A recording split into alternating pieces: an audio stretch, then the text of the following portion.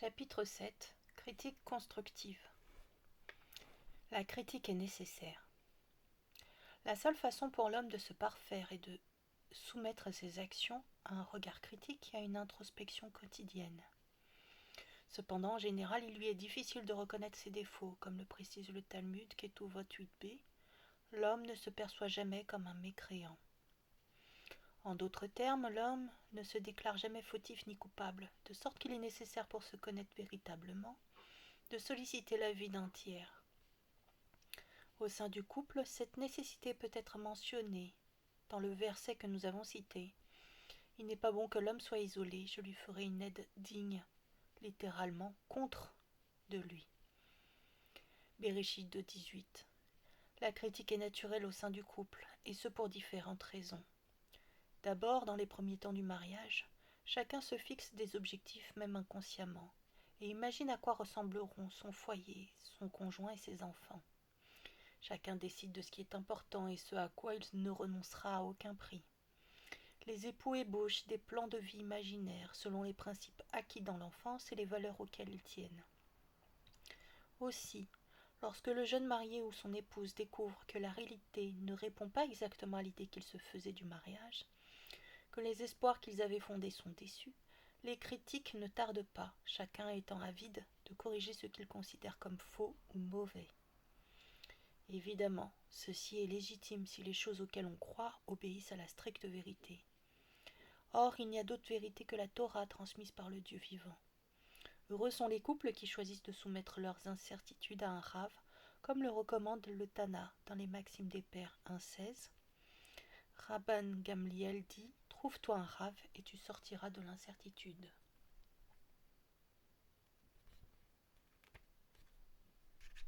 Cependant, si le couple mène son existence dans la confusion et le chaos, comment espère-t-il trouver le bonheur et la paix? Nos sages enseignent en effet qu'il n'y a pas plus grande joie que de sortir du doute. Deux conditions importantes. Avant d'émettre un reproche, les conjoints devront vérifier si deux conditions importantes sont bien remplies. Petit 1. La critique provient-elle d'une volonté sincère de corriger les actions de l'autre, de lui rendre un bienfait sur le plan spirituel, ou est-ce seulement une manière de crier victoire et de prendre le dessus? Petit 2. Ne sommes-nous pas coupables nous-mêmes des manquements que nous condamnons chez notre conjoint? Si notre conduite contredit ce que nous nous exerçons à prêcher, nos remarques risquent d'être étouffées dans l'œuf. Parfois, avant de voir la paille dans l'œil du prochain, nous devrions prendre la mesure de la poutre qui se trouve dans le nôtre, et dans ce cas, mieux vaut se taire. Néanmoins, il n'est pas nécessaire de posséder toutes les vertus pour avoir le droit à la critique.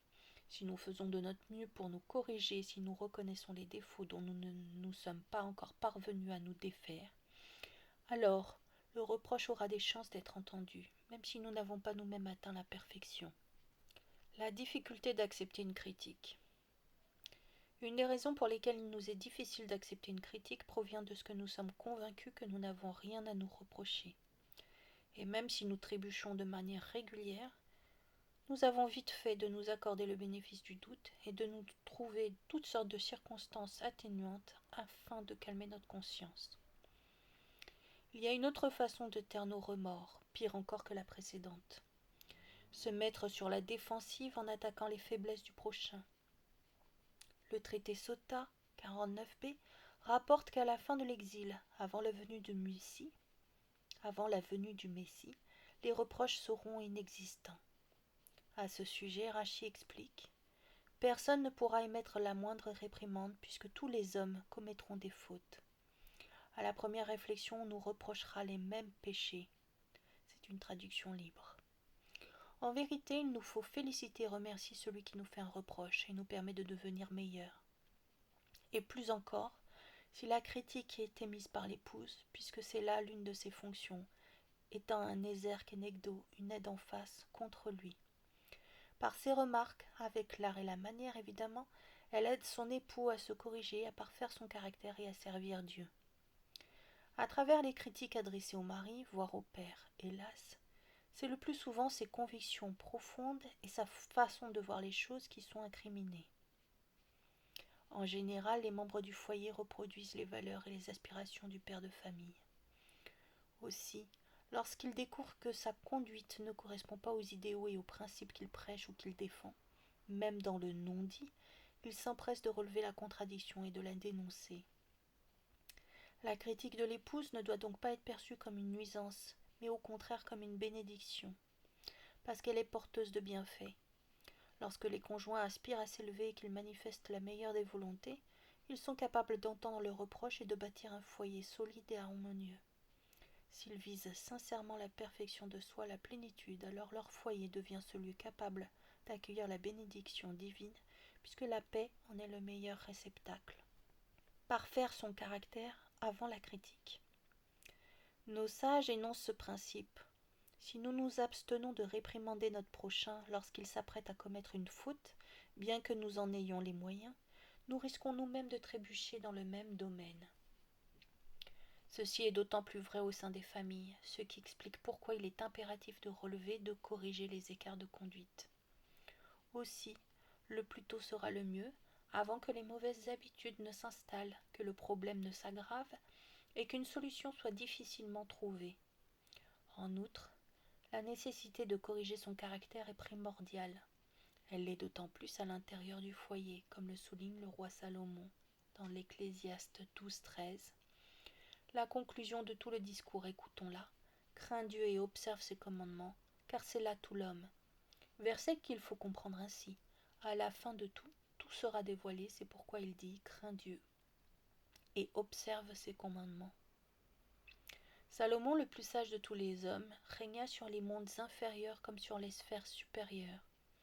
Aussi, après avoir tout appris, tout compris et tout observé, il déclare que la seule vérité ne se résume qu'à une chose, la crainte divine.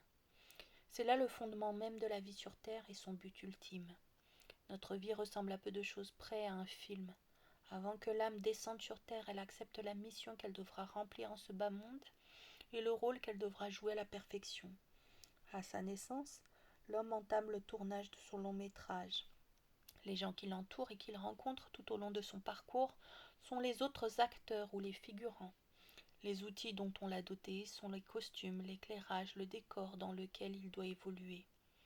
Chacun de nous est l'acteur principal de son propre film, qui dans l'au-delà sera retransmis sur tous les écrans célestes. Au cinéma, les scènes ne sont pas réussies dès la première prise de vue. Le réalisateur, les acteurs, les caméramans, toute la production s'arme de patience et chaque séquence est répétée, et 100 fois s'il le faut.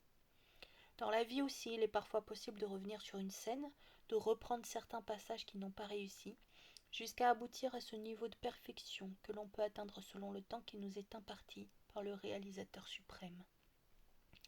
Vous l'aurez compris, cette possibilité de revenir et de corriger les séquences de notre film s'appelle la teshuva ou repentir. Le Talmud, dans le traité Nida 16b, rapporte « Tout est entre les mains de Dieu, hormis la crainte divine ». En l'occurrence, tout ce qui nous entoure, la réalité dans laquelle nous vivons, les données de notre existence, tout a été fixé par le ciel, autant d'outils qui nous sont alloués afin de réaliser notre mission et d'accomplir la volonté du Créateur. La seule chose qui dépend uniquement de nous et sur laquelle nous possédons un véritable libre arbitre, c'est la crainte divine. L'homme choisit librement le bien ou le mal selon son niveau de crainte. Ainsi, tout juif doit considérer que le monde a été créé à son intention, puisque tous les éléments de la création ne sont que des instruments qu'il pourra utiliser pour réaliser ce pourquoi il est venu sur terre. À défaut de crainte divine, l'homme n'est pas intéressé à entendre les remarques constructives de ses pairs ou de ses proches, et il ne peut atteindre le but que Dieu lui a fixé, car c'est cela tout l'homme. S'il ne craint ni Dieu ni la faute, il ne peut tolérer la moindre critique. Qu'est-ce que l'homme ? Nos sages enseignent dans le traité Sota 17a, l'homme et la femme, s'ils sont méritants, la présence divine réside sur leur foyer. Comment le mériter ? Lorsque les conjoints tendent vers le perfectionnement de soi et vers la crainte divine, comme l'explique le Sha'ar Kedusha, un chapitre 2, ce sont les vertus, les qualités d'âme qui amènent la présence divine à reposer sur la personne. Quand chacun fait l'effort de satisfaire son prochain, alors la Shrina descend sur terre. Sinon, la discorde s'installe et chasse la présence divine, à Dieu ne plaise. Le Zohar, Parashat Pinras 238 explique le verset Bereshit 1,26. Faisons l'homme à notre image comme suit.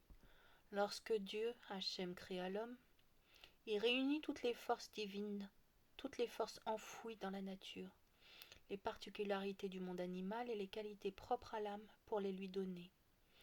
Toutes ces dispositions dont il fut doté sont autant d'outils qui lui permettent de servir son Créateur, y compris ces qualités que l'on reconnaît chez les animaux, comme l'enseignent les maximes des pères dans 5.23.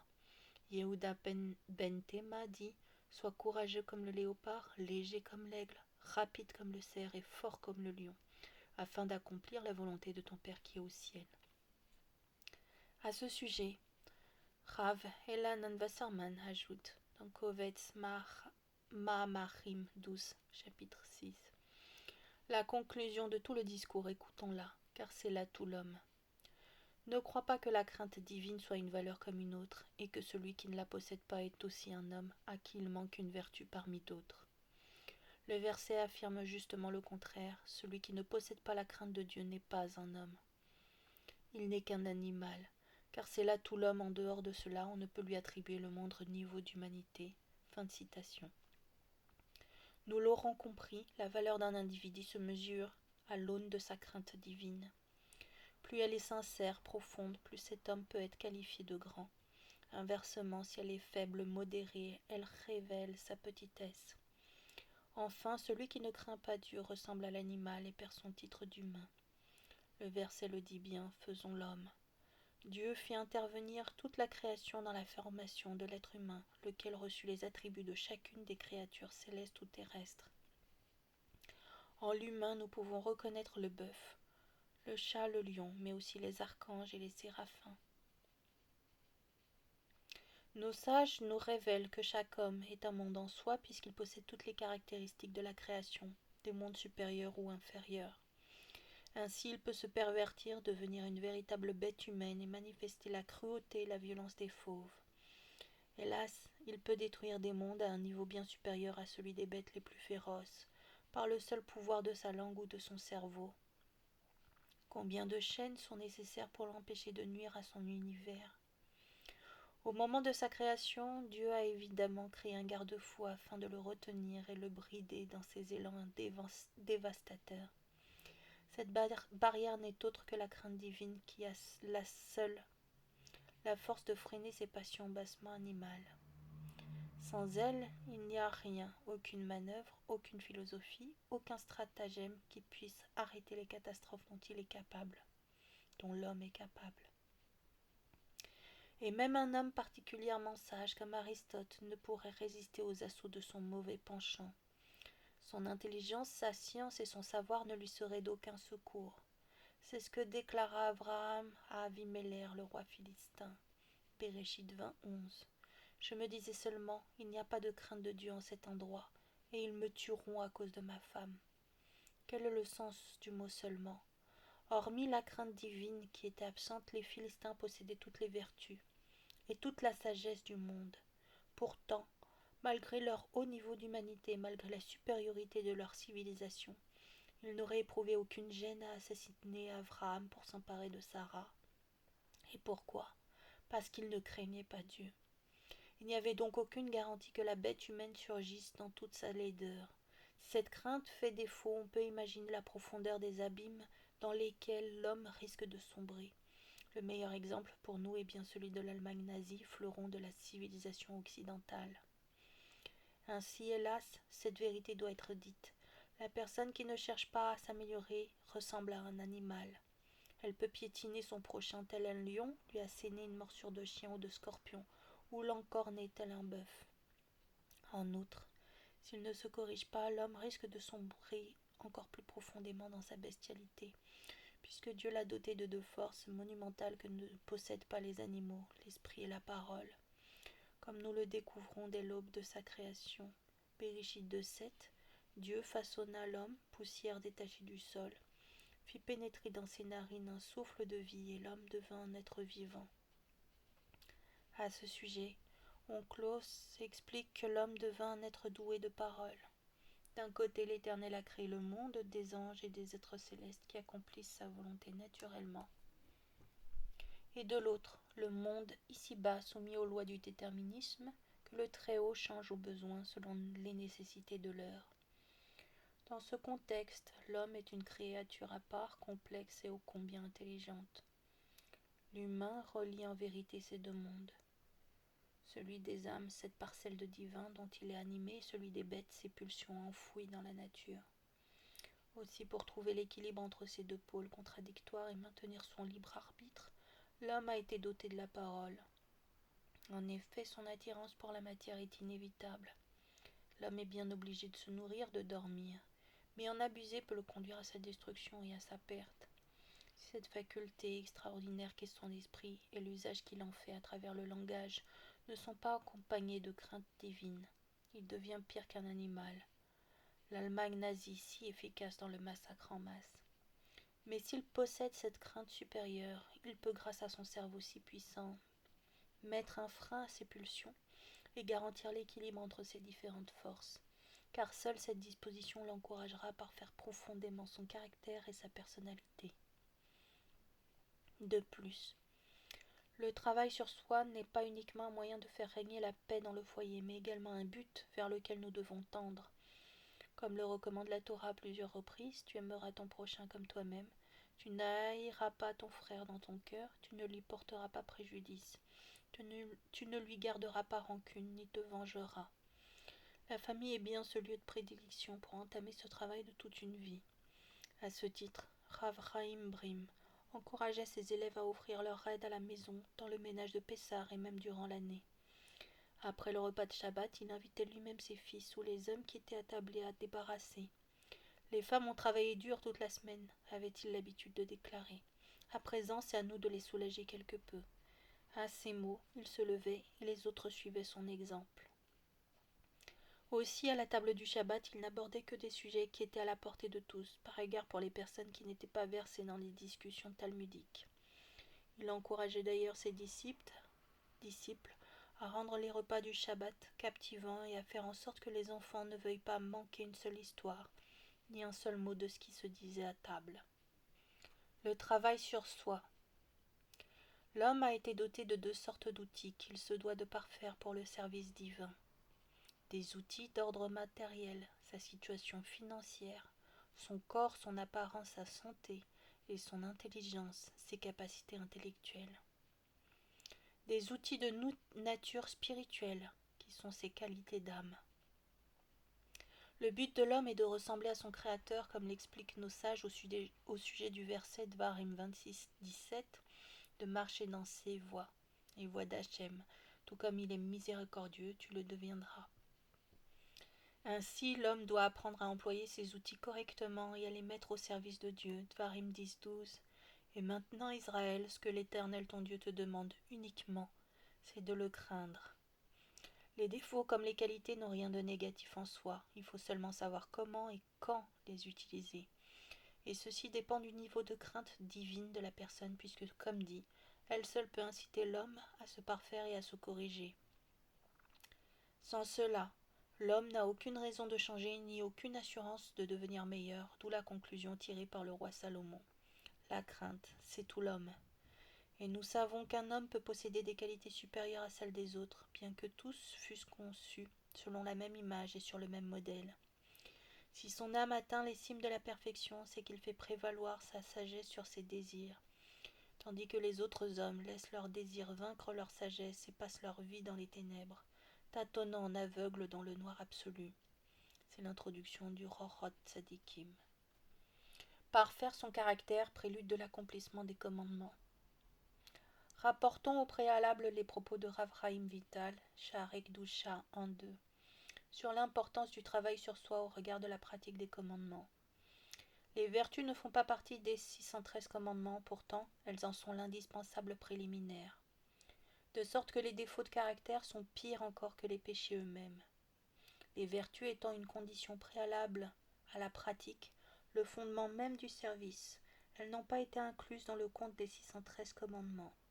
Nous en déduisons qu'il convient de redoubler de vigilance afin de corriger ces défauts, vigilance qui a la préséance sur la pratique des commandements tout aussi indispensable.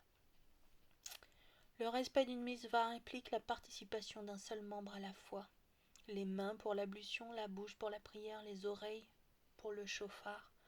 Soit un seul interdit, tandis qu'une imperfection morale fait intervenir tout le corps et ouvre la porte à de nombreuses transgressions. Ainsi, qui souhaite corriger ses actes, dans quelque domaine que ce soit, se doit d'examiner au préalable ce qui, dans sa personnalité ou son caractère, le conduit à commettre tel ou tel péché. Rav Chaim Vital ajoute que les personnes qui n'ont pas amélioré leur caractère, même s'il nous semble qu'elles accomplissent les commandements, le service qu'elles rendent à Dieu n'est absolument pas désintéressé ni dirigé uniquement vers le Très-Haut. Si ces individus pratiquent totalement ou en partie, ce n'est que par habitude ou par intérêt. Implantés dans l'homme, les défauts l'empêchent d'observer les commandements et d'étudier la Torah. Et même s'il les accomplit, ce ne sera que par intérêt et avec beaucoup de fatigue. Aussi, lorsqu'il mettra ses instincts en bride, il les combattra quand il parviendra à se défaire de ses scories sans lésiner sur les efforts, et qu'il pratiquera les commandements, il sera qualifié de tzaddik parfait, craignant Dieu, qui sait se dominer. Lorsqu'il aura acquis ses vertus, et qu'elles deviendront pour lui une seconde nature, il n'aura plus besoin de lutter contre les appels de son mauvais penchant. Il sera alors paré des lettres du nom ineffable, devenant un des supports de la shrina et du char divin. L'origine céleste des vertus. Chaque être humain a été doté de qualités et de talents qui lui sont propres et qui le différencient des autres hommes. L'un peut être de nature coléreuse et s'emporter facilement, tandis que son voisin possède un calme olympien et ne se met en colère que toutes les quelques années. L'un peut être porté par les plaisirs de ce monde, tandis que l'autre n'est nullement attiré par les besoins du corps. L'un est avare et l'autre prodigue. Le premier est cruel et le second miséricordieux. L'un est orgueilleux et l'autre plein d'humilité, etc. Voici ce qu'explique le Orot Tzadikim dans son introduction. Petit a. Certaines qualités d'âme, qu'elles soient bonnes ou mauvaises, proviennent de l'état de santé de la personne, de sa constitution ou de sa nature et de sa nature. Petit b. D'autres qualités d'âme s'acquièrent au contact des autres hommes depuis l'enfance et deviennent une seconde nature. Petit c. La troisième catégorie des qualités d'âme s'acquiert par un effort de volonté par le biais de la réflexion et du travail sur soi. Nous expliquerons ces 3 points en détail. A. La première catégorie. Ces qualités apparaissent dès la conception et résultent du lien qu'eurent les parents au moment de l'union. Leurs pensées, leur niveau spirituel et moral, leurs conditions physiques, la fatigue ou les aliments qu'ils ont consommés le jour même, qui agissent directement sur les caractéristiques de l'âme qui sera insufflée dans l'embryon. 4 éléments fondamentaux forment le portrait moral de la personne selon leur quantité et leur intensité. Le feu, l'air, l'eau et la terre. C'est ainsi que l'explique Rav Chaim Vital dans Sha'arei Kedusha 1.2. Le feu est propice à la colère, à l'orgueil, à l'effronterie et au désir de domination. Cet élément constitutif de l'âme encourage l'esprit d'initiative, le goût des grandeurs et l'égotisme. Un tel homme est actif et entreprenant. L'air renforce la propension à la spiritualité et au flottement. Cette force accentue le pouvoir de la parole et le talent d'orateur et d'enseignant. Cependant, un tel individu peut facilement se laisser aller à des conversations inutiles, futiles, à la flatterie, au mensonge et à la médisance. Il lui est difficile de cacher ce qui ne doit pas être révélé et il aime se faire valoir. L'eau est synonyme d'équilibre et de sérénité. L'âme dotée de cet élément est influençable, tout comme l'eau qui prend la forme de l'ustensile dans laquelle on la verse. Elle est aussi capable de s'élever tout en étant attirée par les plaisirs des sens. La terre rend l'homme humble, stable et solide. Une telle personne pardonne vite et se laisse facilement piétiner sans réagir. Mais souvent elle n'est pas satisfaite et tend vers la paresse. Bien que ces caractéristiques définissent le caractère et les particularités de l'âme, elles ne la dépouillent pas pour autant de son libre arbitre. Certes, nous ne pouvons échapper à ces données immuables, mais nous restons libres de nos décisions et de nos choix. Rappelons que la valeur d'un homme se mesure à son niveau de crainte divine, condition préalable à la perfection de soi. le but étant de ressembler au Créateur et d'acquérir ses vertus, la miséricorde, la clémence, la patience. En outre, cet impératif nous oblige à préserver les qualités d'âme dont nous avons été dotés et à les bonifier. Pour cela, il faut encore savoir en faire bon usage, réfléchir et connaître la voie sur laquelle nous devons nous engager afin de nous élever et devenir meilleurs. Petit b, la deuxième catégorie. Cette catégorie appartient à ce qu'on appelle généralement l'acquis. Ce sont les habitudes que l'on acquiert dans la société dans laquelle on grandit, à la maison ou à l'école avec le lieu de naissance et les fréquentations. Tout ceci influe considérablement sur le caractère, la personnalité ou les aspirations spirituelles et devient une seconde nature. Petit c, la troisième catégorie. L'homme peut décider librement d'acquérir certaines vertus après réflexion ou suite à une épreuve de la vie. Il existe pourtant une différence fondamentale entre la première catégorie, l'inné que l'on possède même avant la naissance, et qu'il est impossible de changer, et les deux autres qui résultent d'un acquis. L'inné est une donnée congénitale inaliénable que l'on peut tout au plus diriger vers le bien, sans pour autant pouvoir s'en défaire. L'acquis peut se transformer totalement avec les années, puisque ces qualités ne sont que seconde nature, et ne participent pas à la constitution même de l'âme. Comment corriger son caractère et acquérir les vertus? La difficulté de changer provient principalement du fait que nos qualités morales sont profondément ancrées en nous. L'éducation, bien qu'elle agisse sur des actes qui nous sont extérieurs, est un des meilleurs outils dans ce domaine, comme l'enseigne le Sefer Achinur, Mitzvah 16. L'homme est influencé par ses actes et les cœurs suivent les actions. Ce principe fondamental est le leitmotiv de l'ouvrage que nous venons de citer et qui permet à l'auteur d'expliquer la multiplicité des commandements dans le judaïsme. La pratique des mitzvot purifie et sanctifie la personne, comme nous le proclamons lorsque nous récitons la bénédiction qui précède l'accomplissement d'un commandement, qui nous sanctifie à travers ces mitzvot. Sache que l'homme est influencé par ses actes et que son cœur et ses pensées suivent également ses actions, qu'elles soient bonnes ou mauvaises. Le parfait mécréant, son cœur et ses pensées ne sont occupés que par le mal toute la journée durant. Si son esprit s'éveille et qu'il décide de se consacrer assidûment à la Torah ou au mitzvot, même si cette quête est purement intéressée, il sera aussitôt attiré par le bien. Aussi, l'homme qui agit par intérêt finit-il par accomplir les commandements de manière désintéressée. Par la force de ses actions, le méchant arrive à dominer son mauvais penchant, puisque, comme dit, les cœurs sont influencés par la conduite. Inversement, si le juste parfait dont le cœur est droit et pur et n'a d'autre désir que la Torah et les mitzvot commence à se relâcher même dans les plus petits détails, il finit par perdre son haut niveau de piété pour devenir un véritable mécréant selon le même principe. Ajoutons cette remarque. Nous l'avons compris, pour changer, il faut agir. Cependant, si on souhaite acquérir une vertu et la faire sienne, en faire une seconde nature, il est important d'en parler et d'étudier les textes qui traitent de la question. Si on ne prend pas cette précaution, nos actes risquent seulement de laisser une marque superficielle sans pénétrer profondément dans nos cœurs. En effet, si nous nous engageons dans cette démarche uniquement par devoir ou par intérêt, sans être intimement convaincus de la nécessité de changer, on risque d'abandonner rapidement nos bonnes résolutions et de perdre la vertu que l'on s'était attaché à acquérir et vers laquelle on avait tendu. Voici un exemple pour illustrer ce point. Durant leur service militaire, les soldats se lèvent de très bonne heure et ce pendant plusieurs années. Pourtant, une fois leur service accompli, ils retournent bien vite à leurs anciennes habitudes. Ils se réveillent comme tout le monde à une heure décente, pas très tôt. Les réflexes pris à l'armée ne deviennent pas une seconde nature parce que les recrues ne sont pas convaincus de leur absolue nécessité. Outre cette vérité énoncée par le Sefer Achinur, le Orot Tzadikim ajoute que l'homme est aussi influencé inconsciemment par ses 5 sens. L'ouïe, la vue, l'odorat, le goût et le toucher. Les sens traditionnels sont indispensables à l'homme et lui transmettent des informations sur son environnement. Ainsi, ses actes, ses pensées, ses émotions sont stimulés parce que ses organes sensoriels perçoivent.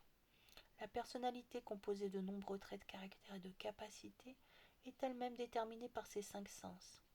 Par exemple, un aveugle ne pourra pas être aussi orgueilleux que s'il était voyant. En conclusion, l'homme est capable de modifier son caractère et de diriger ses qualités vers le bien.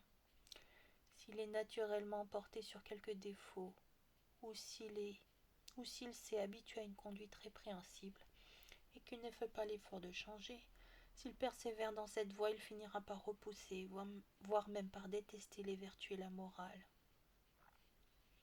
Tout comme les personnes souffrantes perçoivent l'amer comme doux et le doux comme amer, et que certains malades ont de l'appétit pour des aliments qui leur sont nuisibles, il en est de même pour ceux dont l'âme est malade. Ils finissent par aimer le mal et par haïr le chemin de la vertu qui leur semble pénible. Quel est donc le remède ? D'abord la prise de conscience du problème, savoir et reconnaître que l'on possède tel ou tel défaut qui nous pousse à faire de mauvais choix. Le but étant la volonté de changer ou de diriger ce trait de caractère vers son penchant positif. Hélas, on rencontre souvent des gens qui cherchent à échapper à l'emprise de leurs imperfections et à s'améliorer, mais qui n'y parviennent pas. Les raisons de cet échec sont multiples. L'homme doit avant tout se connaître et plus particulièrement ses défauts, sinon il lui est impossible d'évoluer, de changer. Et même lorsqu'il connaît ses défauts, s'il ne cherche pas à savoir comment s'en débarrasser, s'il se contente de cette connaissance de soi et de ce désir superficiel, il ne changera jamais véritablement. L'habitude est indispensable pour l'acquisition des vertus. Si l'on fait une fois oui, une fois non, on n'arrive à rien. Il est fondamental d'étudier sérieusement la question et d'en parler, afin de s'imprégner profondément de ces vérités et de s'en convaincre. Il convient de préserver ses 5 sens, tel un château bien défendu. Chaque ouverture, chaque porte est gardée par une sentinelle, parce que les voleurs tenteront leur chance à chacune des entrées. Si ce ne sont pas par les oreilles, ce seront les yeux. Enfin, il ne faut pas remettre à demain ce que l'on peut faire aujourd'hui. La paresse est le pire ennemi dans ce domaine. Quand on décide de changer et qu'on prend conscience de cette nécessité, il faut se mettre à l'ouvrage sans le reporter à plus tard, puisque dès le lendemain, le temps aura fait passer l'envie et les meilleures résolutions. Les épreuves de la vie. Les épreuves, collectives ou privées, sont envoyées par Dieu par amour pour son peuple afin de le faire grandir et le faire avancer, d'un combat à l'autre, vers cette voie qui le rapproche de lui, vers la perfection de soi. Dieu est miséricordieux et il nous aime. Aussi l'adversité n'est qu'une preuve d'amour, comme le souligne le roi Salomon dans les Proverbes 3:12. Car celui qui l'aime, l'Éternel le châtie, tel un père le fils qui lui est cher.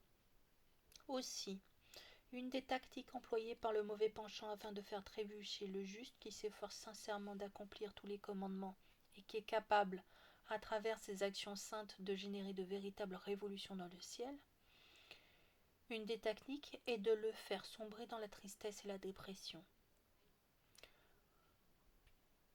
Aussi, le Yetzer Hara s'exerce à semer le doute en glissant ce genre de questions à l'oreille de la conscience. Si Dieu t'aime et que ton service trouve grâce à ses yeux, pourquoi t'envoie-t-il des épreuves ? Rav Chaim Vital explique Sharek Doucha 2.4 que ces arguments fallacieux ne sont qu'une entrée en matière. Son but véritable est de détourner totalement le tzaddik de la pratique, et son secret, le déclin spirituel commence par la tristesse. En vérité, comme dit, Dieu éprouve l'homme par amour pour lui, comme en témoigne le verset de Varim 8.5. Tu reconnaîtras donc en ta conscience que si l'Éternel ton Dieu te châtie, c'est comme un père châtie son fils. David le proclame dans ses psaumes 113, 7 à 8. Il redresse l'humble, en hébreu dal, couché dans la poussière, fait remonter le pauvre du sein de l'abjection, Harpot, pour le placer à côté des grands de son peuple. Le Gaon de Vilna explique, Shirachirim 6.12, Dal, l'humble, fait allusion à celui qui est pauvre en mitzvot. Harpot, l'abjection, les immondices, fait référence à celui qui est couvert de péché. Si tous les deux désirent sincèrement progresser, remonter la pente, si tous les deux souffrent de la misère de leur situation spirituelle et implorent Dieu pour qu'il les sauve, ces deux sortes de juifs bénéficieront du salut divin et Hachem les élèvera au rang des grands, c'est-à-dire de nos patriarches, Abraham, Yitzhak et Yaakov, et au rang des grands de son peuple que sont les prophètes de notre nation. Et ceci par amour pour eux, même ceux qui fautent. Dieu espère toujours qu'ils reviendront à lui, et il leur donne la possibilité de s'élever vers les niveaux les plus exaltés, comment à travers l'épreuve. On demanda un jour au Maguide de Mézérich d'expliquer cette Mishnah difficile du traité Brachot 89, chapitre 45. L'homme doit remercier Dieu pour le mal comme pour le bien. Comment remercier et bénir Dieu pour le mal avec la même ferveur et la même joie que pour le bien? Le Maguide suggéra à ses disciples d'interroger à ce sujet Rabbi Soura d'Anipoli, dont la pauvreté et la misère étaient légendaires. Arrivés chez lui, les élèves posèrent leurs questions, ce qui surprit le Rav au plus haut point. « Je suis bien étonné que le Maguide vous ait envoyé chez moi pour que je vous explique cette Mishnah. J'ignore comment remercier Dieu pour le mal. Jamais Hachem ne m'a fait le moindre mal. Tous les jours de ma vie, je n'ai reçu que des bienfaits. » Lorsqu'on lit cette histoire célèbre, on ne peut s'empêcher de se demander comment il est possible d'atteindre un tel niveau de satisfaction. Comment ce Rav était-il capable de considérer ces nombreuses souffrances comme des bienfaits et des bontés envoyés par Dieu? Nous pourrions peut-être le comprendre à travers cette allégorie. Un homme avait commis une faute grave envers le souverain. Son crime méritait à tout le moins la peine capitale ou 30 ans d'incarcération. Cependant, au cours de son procès, le coupable fut surpris d'entendre la sentence, une amende de juste 1 000 €. Que de joie! Notre condamné se mit à danser en pleine rue. À ses connaissances qui le virent ainsi s'agiter dans un élan d'euphorie, il expliqua: « Le juge m'a condamné à une amende de 1 000 €. Et les gens lui lancèrent des regards stupéfaits. « Mais t'as pas le moindre sou? T'as pas les moyens de payer une telle somme? Comment peux-tu te réjouir ?» Il en est de même en ce qui nous concerne. Quand l'homme découvre l'immensité des fautes qu'il commet envers Dieu, et combien la transgression de sa volonté est gravissime, lorsqu'il sait qu'avec ses péchés, il mérite la mort ou des épreuves difficiles, et qu'en échange Dieu l'accable de petits tracas, il reconnaît sa chance et sait combien il se doit de se réjouir de son sort. Aussi, la seule raison pour laquelle il est difficile pour l'homme d'accepter l'épreuve et de la recevoir avec amour et joie tient au fait qu'il n'a aucune idée de la gravité de ses fautes et de ses manquements. Il ne prend pas la mesure du vide et des destructions qu'il cause à travers ses actes dans la création. L'homme en général se hâte de taire la voix de sa conscience et d'étouffer ses remords. Il se console en se disant que globalement, il pratique les commandements et que sa situation n'est pas si mauvaise, sentiment qui lui retire le désir de se repentir. Dieu étant longanime, il ne le châtie pas à l'instant où le péché est commis. Hachem attend avant de punir, tant et si bien que l'homme a l'impression que la faute a été annulée, oubliée ou que ses péchés ne sont finalement pas si graves, et il néglige de faire repentance. Aussi, après quelques années, les épreuves s'abattent brusquement sur lui, leur but étant de le pousser au repentir et de l'aider à expier ses anciens péchés. Or la personne éprouvée s'étonne, elle ne comprend pas pourquoi le ciel l'a fait soudain tant souffrir. Il en fut ainsi à l'époque de Mordechai et d'Esther. Les Juifs s'étaient joints au festin d'Assuérus et y avaient pris du plaisir, ce qui les avait rendus passibles de mort. Cependant, la sentence ne fut pas appliquée aussitôt. Les années passèrent et les Juifs oublièrent toute l'histoire. Puis 9 ans plus tard, Haman s'empare du pouvoir et prononce le génocide des Juifs de Perse. Pourquoi? Qu'ont-ils fait pour mériter un tel malheur? Mordechai connaissait la cause de ce châtiment, mais les Juifs eurent les plus grandes difficultés à comprendre, les années ayant passé depuis. Cependant, si l'homme se repent sincèrement, les souffrances deviennent inutiles, comme nous le voyons dans l'histoire de Pourim et tout au long des âges. Le verdict fut annulé in extremis. Le miracle de la délivrance eut lieu après le repentir de tout le peuple. Mais que répondre à cet homme qui, justement après avoir fait teshuva et après avoir corrigé ses voies, rencontre l'adversité pendant que son voisin qui poursuit ses vilainies mène une existence tranquille?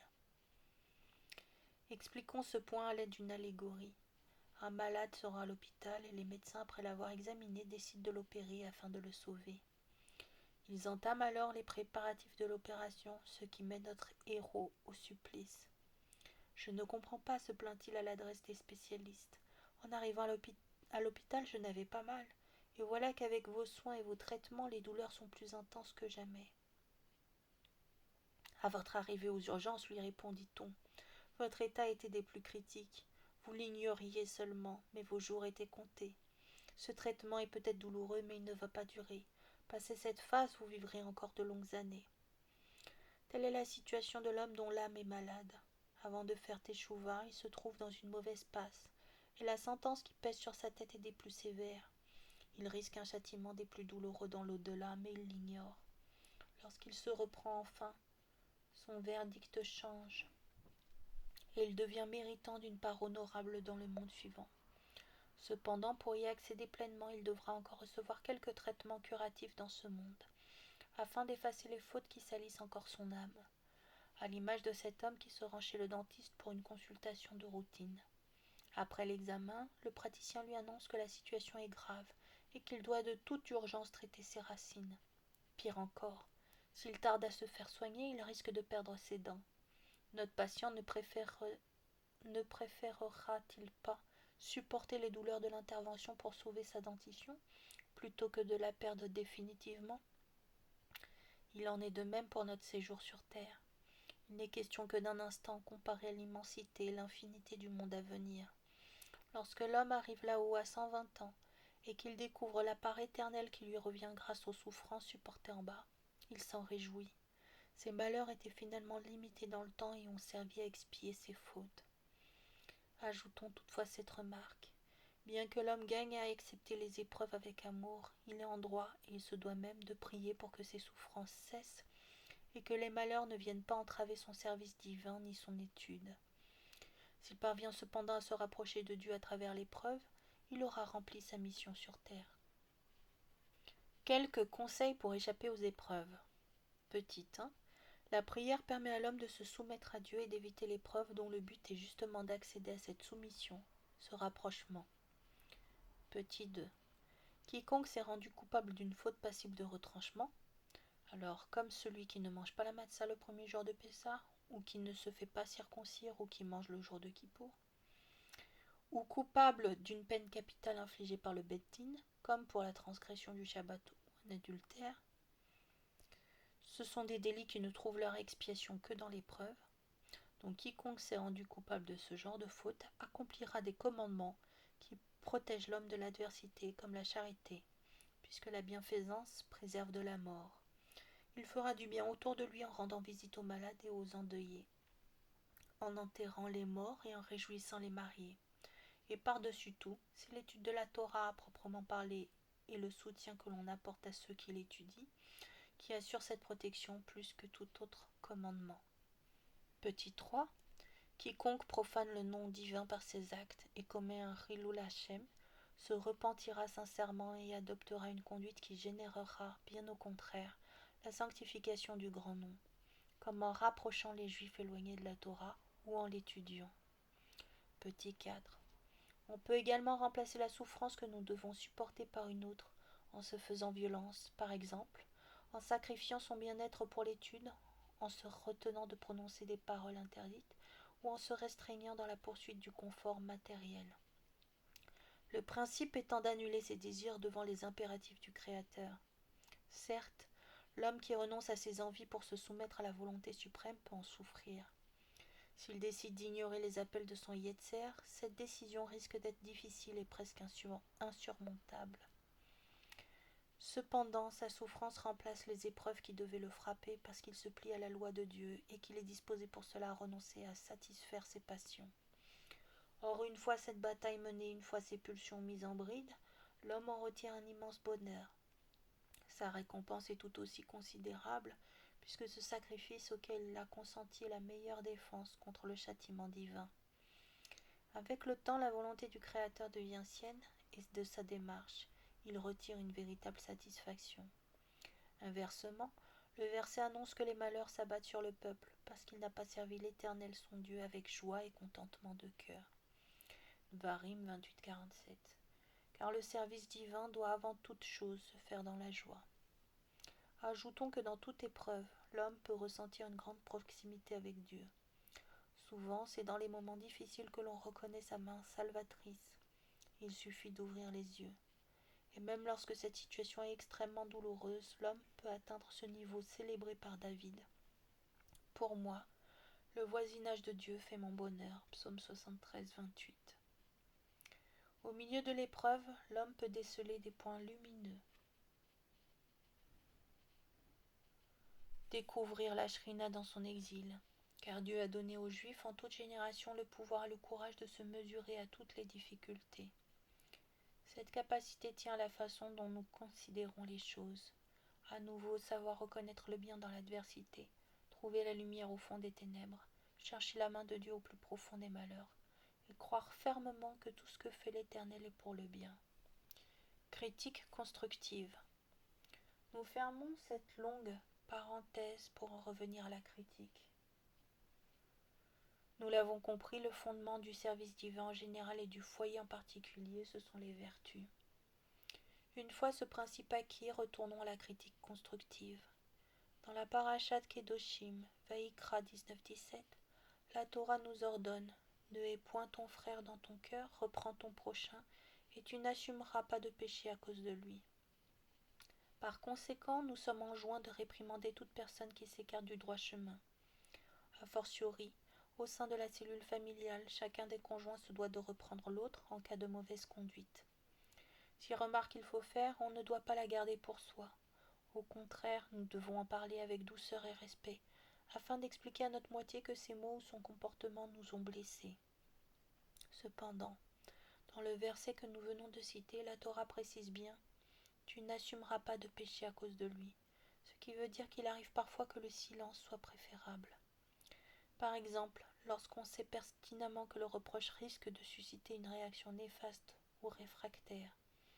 Dans ce cas, mieux vaut attendre de trouver un moment plus propice. Il faut donc bien réfléchir avant d'émettre une réflexion critique et savoir comment l'exprimer pour ne pas rater le coche.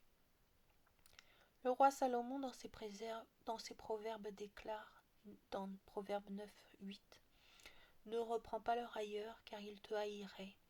Fais des remontrances aux sages et il t'en aimera davantage. » Dans son sens simple, ce verset enseigne qu'il ne convient pas de faire des reproches à une personne qui n'est pas disposée à en entendre et qui en viendrait à des sentiments de haine.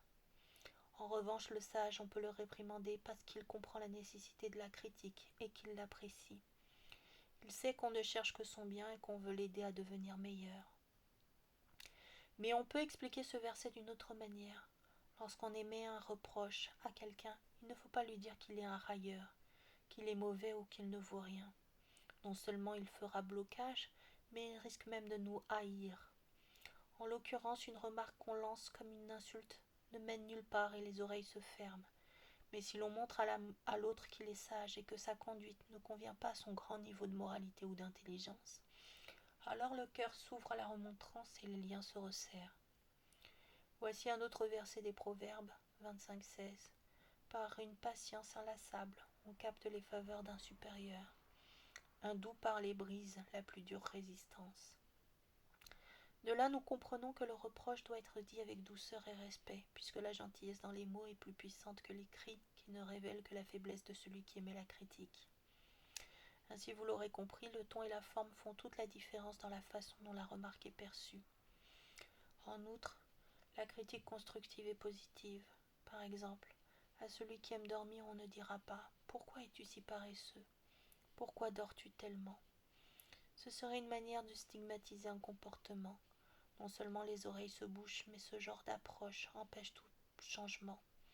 On dira plutôt « Cela ne te ressemble pas de dormir tellement, toi qui es une personne si vive et si active. Tu es tout à fait capable de te lever de bonne heure et de déraciner des montagnes. Les résultats se feront aussitôt sentir. » Un autre exemple, si une personne a tendance à mentir, on ne lui dira pas « Tu es un menteur » ou « Pourquoi mens-tu ?» mais « Pourquoi cette fois n'as-tu pas dit la vérité ? T'es pourtant honnête. » Waouh.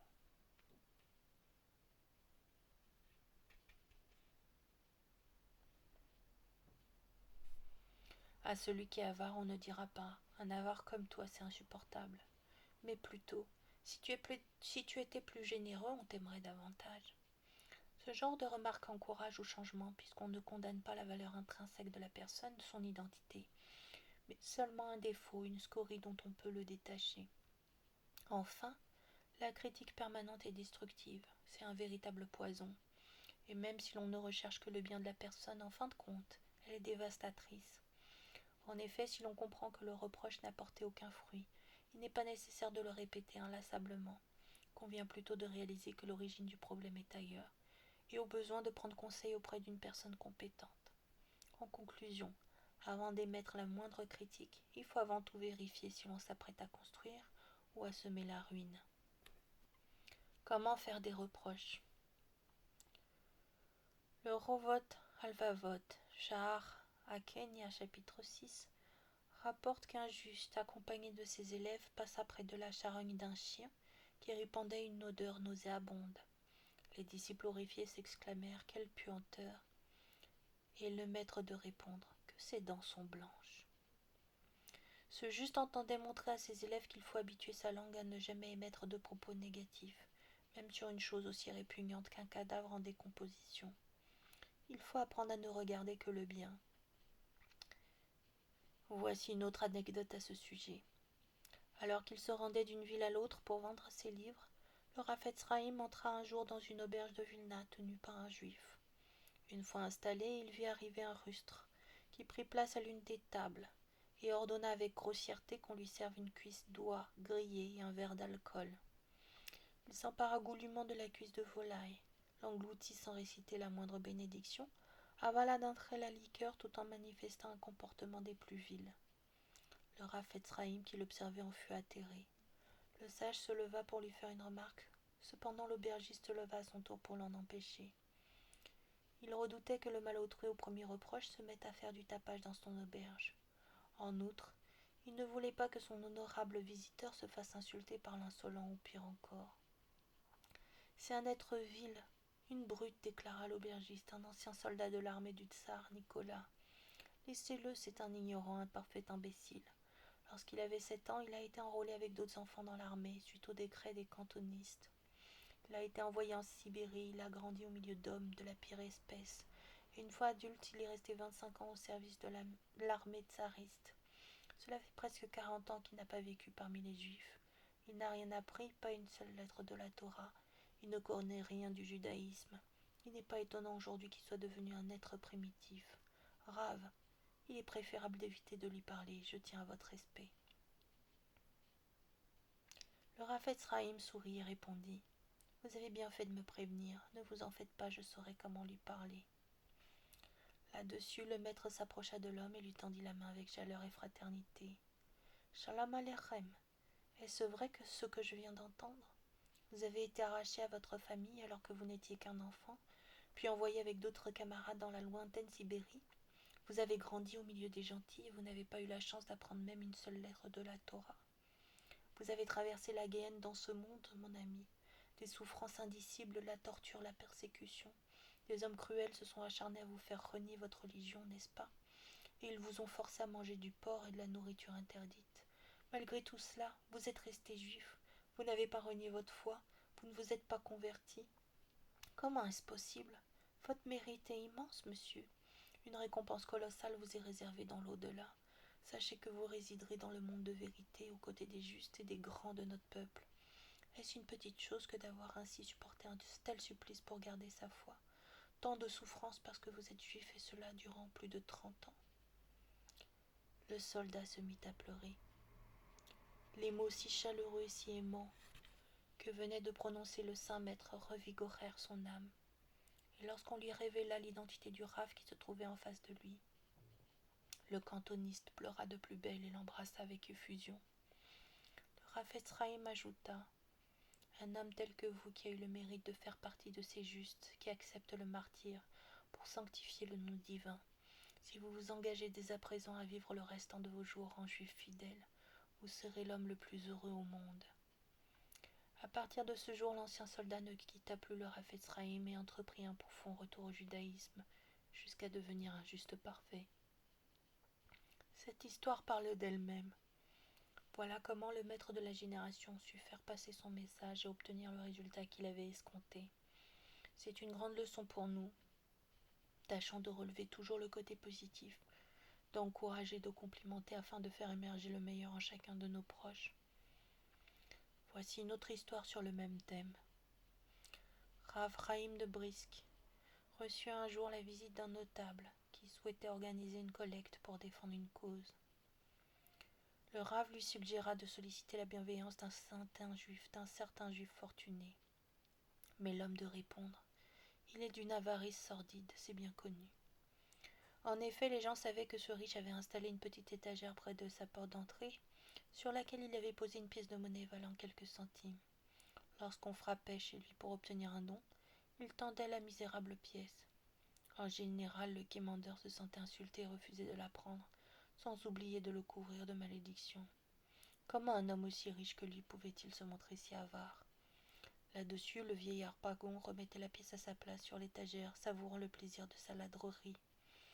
D'aucuns prétendaient dans le village que la pièce n'avait pas bougé depuis 10 ans. Cependant, Rav Chaim ne voulut pas en démordre et réitéra sa recommandation tout en proposant aux notables de l'accompagner.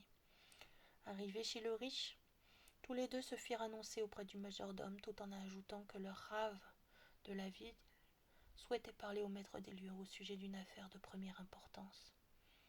Celui-ci les reçut avec les meilleurs égards. Rav Chaim commença à faire l'éloge de la charité et à expliquer l'urgence de la cause qu'ils étaient venus lui présenter. En conclusion, il demanda à son hôte de participer à cette collecte dans la mesure de ses possibilités. L'homme resta silencieux un long moment et se plongea dans ses pensées.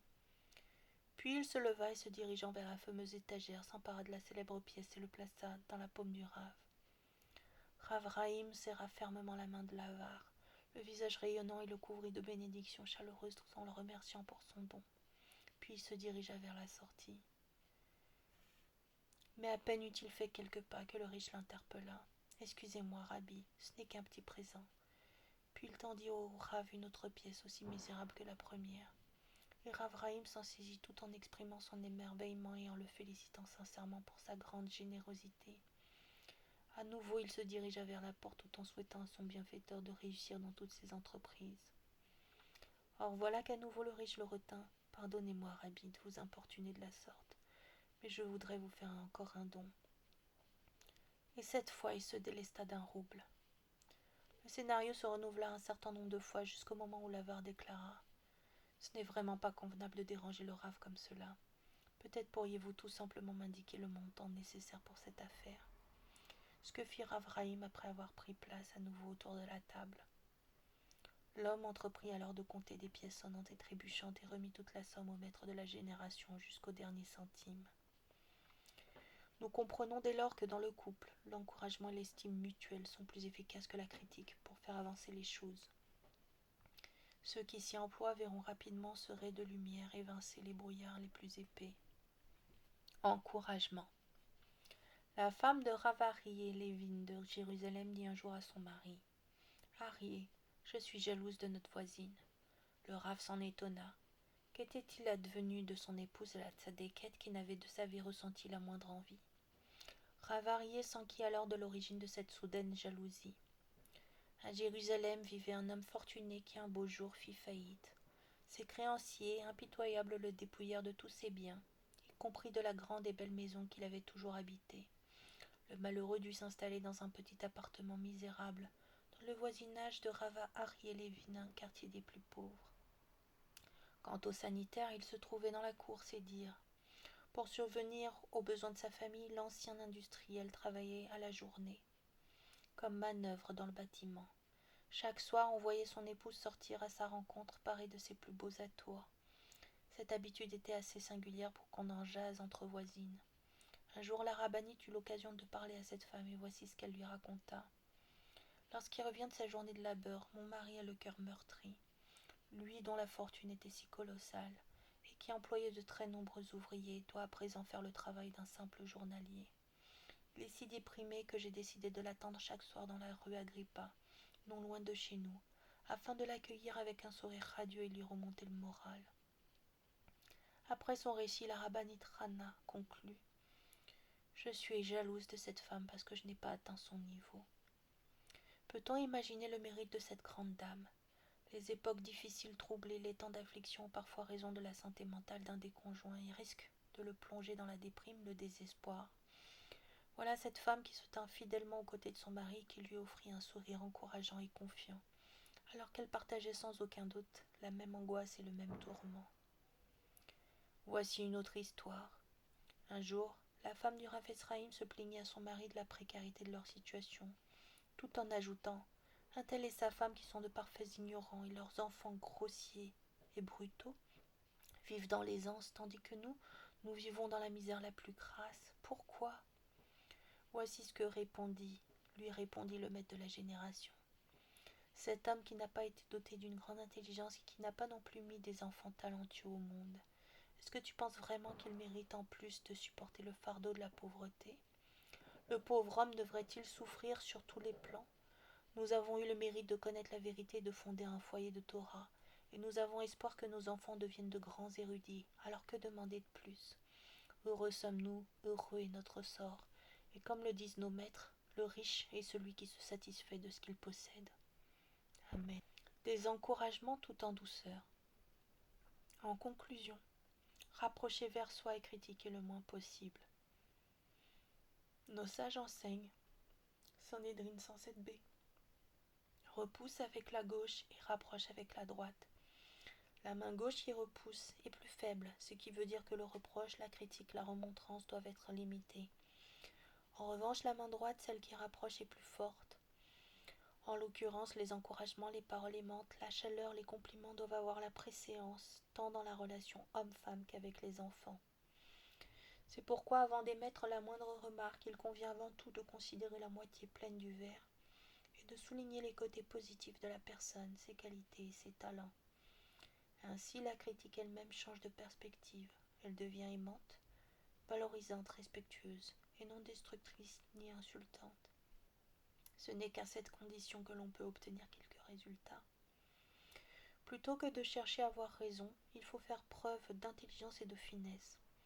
En d'autres termes, même si ce que nous pensons est absolument vrai, il faut parfois savoir se taire et faire travailler son cerveau, puisque le sage est celui qui connaît les conséquences de ses actes et de ses mots.